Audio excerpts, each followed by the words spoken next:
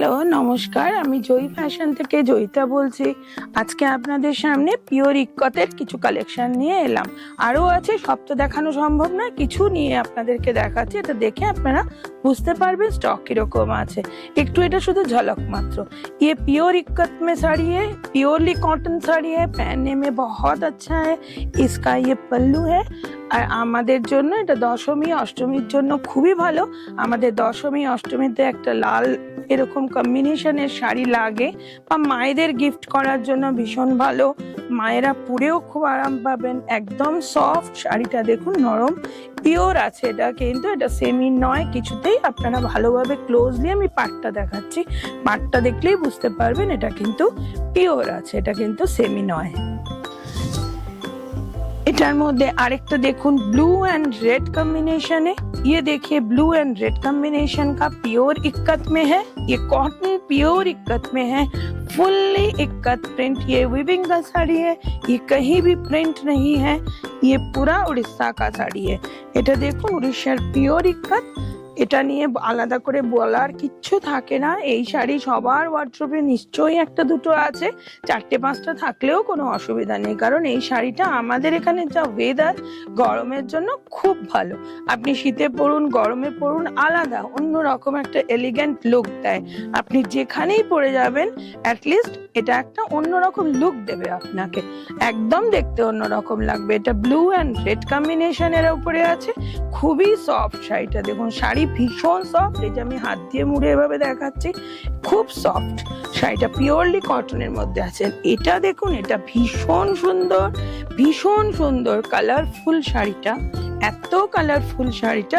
But শাড়িটা কিন্তু white, শাড়িটার মধ্যে বিশেষ কিচ্ছু নেই, তবুও এই শাড়িটা खूब कलरफुल।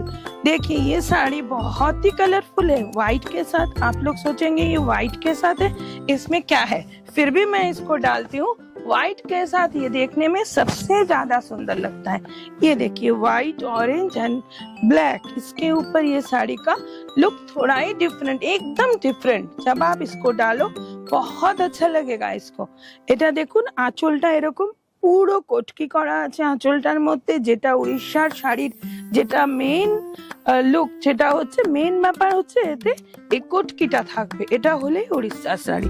আর এটা প্লেন একদম খুব সুন্দর শাড়িটা। এ দেখুন এই শাড়িটা টোটালটা এরকম আমি প্লেটস দিচ্ছি।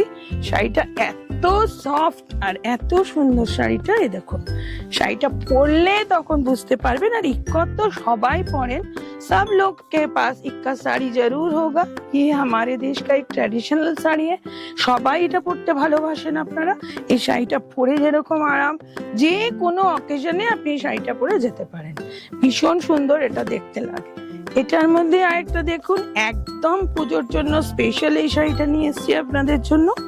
এই শাড়িটা রেড অ্যান্ড হোয়াইট এর মধ্যে ফুললি কোটকি করা আছে। শাড়িটা দেখুন ভীষণ সুন্দর।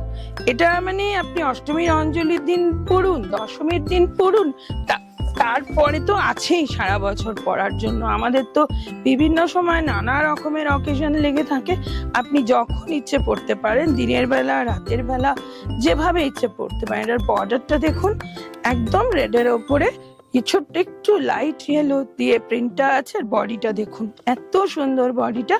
आप देखिए इसका साड़ी का पल्लू भी कितना सुंदर है, इसका बॉडी भी कितना सुंदर है।